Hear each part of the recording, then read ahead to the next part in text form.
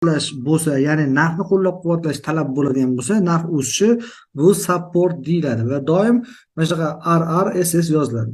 Ya'ni bitilgan narx yorib o'tsa, retest qilib ketadi. Retest qilish bu nima? Yorib o'tgan zonaga qaytib kelib, uni test qilib, yana tepaga ketishi. Bunga sabab nima?